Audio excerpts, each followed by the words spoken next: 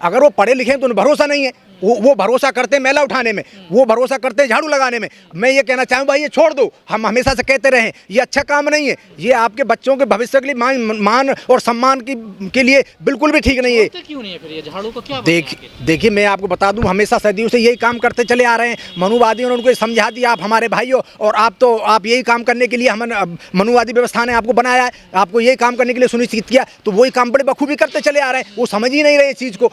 देखिए यही तो हमारे समाज की सबसे बड़ी दुर्दशा है ना।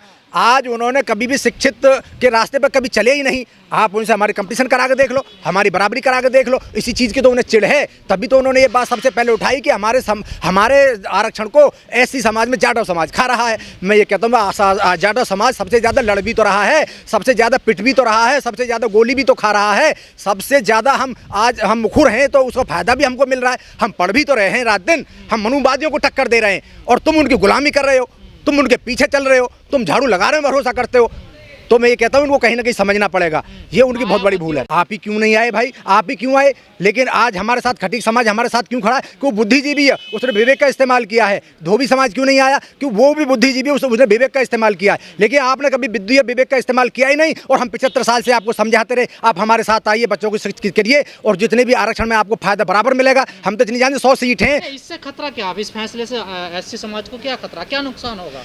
देखिए एससी समाज को नुकसान ये कि जितना भी आरक्षण था इन्होंने उसको डिवाइड कर दिया। हमारी जो जैसी जातियों में उनको बांटने की इन्होंने बात जो कह दी, इससे जो नासमझ लोग हैं उनके साथ चले गए। अब इनका एक मकसद ऐसे समझिए कि कहीं पे किसी को मकान में घुसकर ये कह दें कि इस मकान के अंदर ये कमरा मेरा है। इसी तरह से मनुवादी ने बहुत बड़ी साजिश के तहत ये सुनिश्चित किया कि इनके आरक्षण में कमजोर कड़ी को ढूंढो और उसे आगे निकाल के लाइए, उसके नाम को आरक्षण दो, वो कभी भी सरकारी नौकरी पाई नहीं सकते।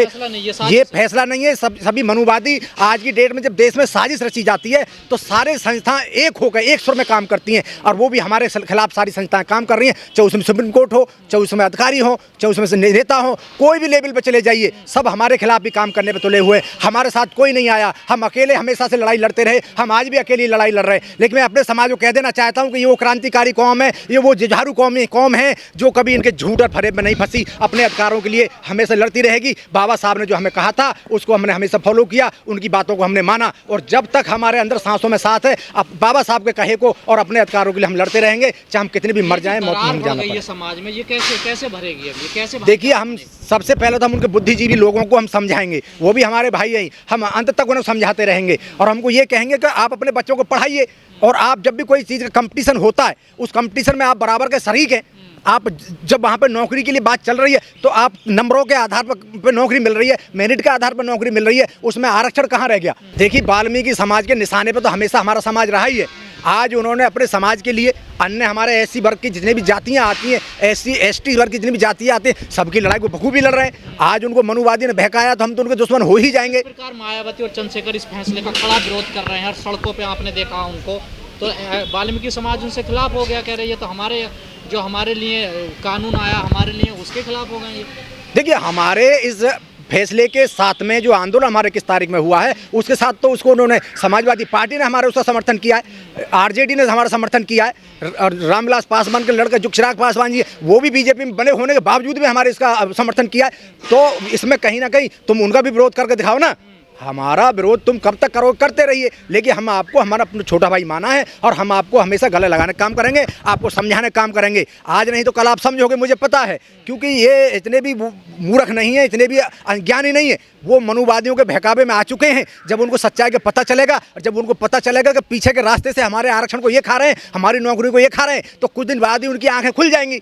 मनुवादियों ने पीछे का रास्ता जो अपनाया है उनको पता है ये कमजोर कौम है। भारत बंद हुआ, देश भर में लोग सड़कों पर उतरे, लेकिन सरकार की तरफ से कोई प्रतिक्रिया नहीं आई इस पर। देखिए मनुवादी हमेशा एक साजिश के तहत काम करते हैं। वो उन्होंने जो काम करना कर दिया, उसको जवाब देने में विश्वास नहीं करते।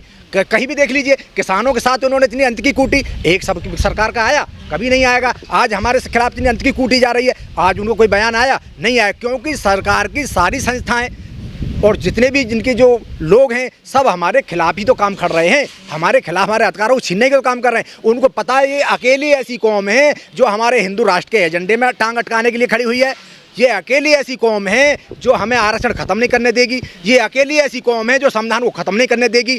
तो इसलिए हमसे सबसे ज़्यादा दुश्मनी इनको है, लेकिन ये डरते भी बहुत है हमसे, इसलिए उन्होंने हमारे भाई को हमारे सामने खड़ा कर दिया कि हम मजबूरी में अपने छोटे भाई को नहीं मार सकते। सरकार ने ऐलान कर दिया है कि अब संघर्ष होगा सड़कों पर, 11 तारीख को एक बड़ा आंदोलन होने जा रहा है रामलीला मैदान में। देखिए ये तो हमारा हमेशा इतिहास रहा है, जब तक हमारे अधिकार की हमें सुनिश्चित नहीं कर लेंगे कि मनुवादियों ने इस हमारे आरक्षण के खिलाफ जो आग उगली थी, जो कोर्ट के द्वारा जो फैसला लाए गए थे, उसको उन्होंने कदम पीछे नहीं हटे हैं। लोकसभा में बाकायदा बयान नहीं दिया जाएगा और इसको 9वीं अनुसूची में जब तक नहीं डाला जाएगा तब तक हमारा आंदोलन जारी रहेगा। प्रधानमंत्री एक तरफ कहते हैं कि इस फैसले को लागू नहीं किया जाएगा। देखिए इनकी बातों पे कभी भरोसा मत करना। इन्होंने किसान आंदोलन किसानों को यही तो कहा था कि हम आपको सारी बात मान लेंगे, इन्होंने एक भी बात किसानों की मानी हो। तो इसी तरह से हम इन पर भरोसा नहीं कर सके। इनके चरित्र को और इनकी जितने भी जो डीएनए को हमने अच्छी तरह से जाना हुआ है। बाबा साहब ने जो हमको बताया है, जो उन्होंने भुगता था, जो हमने जो हज़ारों साल तक इनके द्वारा जो जुल्म झेले, उसके आधार पर हम कह सकते हैं कि हमने कभी भी इनकी गुलामी स्वीकार नहीं करी और हम जब तक अपनी सुनिश्चित नहीं कर लेंगे तब तक अपने अधिकारों के लिए बराबर लड़ते रहेंगे। में क्या होगा, आगे क्या स्थिति बनी रहेगी? देखिए हमें अपने सर पे कफर बांधना पड़ेगा। मुझे फिक्र मेरे जैसे विचार मेरे कभी एसपी सिंह बौद्ध में कहना चाहता हूँ अपने समाज के लोगों को और वाल्मीकि समाज के लोगों को, भाई मुझे फिक्र नहीं है मरने की, न जीने की तमन्ना रखता हूँ। तुम मारो मुझे कब मारोगे, मैं कफन साथ में लेकर चलता हूँ। अरे आज़ादी में भारत की लहू बहाया हमने भी, आज़ादी में भारत की लहू बहाया हमने भी, और मैं गुलाम नहीं रह सकता हूँ, इसलिए बगावत करता हूँ। मुझे फिक्र नहीं है मरने की, न जीने की तमन्ना रखता हूँ। तो हमें उस सोच के साथ अपने अधिकारों के लिए लड़ना पड़ेगा और आने वाली पीढ़ी हमें माफ़ नहीं करेंगी। हमारे बच्चे हमसे पूछेंगे पापा जब हमारा आरक्षण जा रहा था तब आप कहाँ थे, हमारा संविधान जब खत्म हो रहा था तब आप कहाँ थे। तो जब सारी चीज़ें हमारी मिट जाएंगी हमें उसी धीरे धीरे उसी गुलामी के रास्ते पर ले जाएंगे, हमें दर दर की ठोकरें भटकने के लिए मजबूर कर देंगे, हमें रोजी रोटी के लिए मजबूर कर देंगे। तब हमारे बच्चे हमसे जवाब मांगेंगे, हम जवाब नहीं दे पाएंगे। इसलिए हमारे सामने मृत्यु और जीवन और मरण का सवाल है। निशाने पर रहता है हमेशा, क्या वजह है?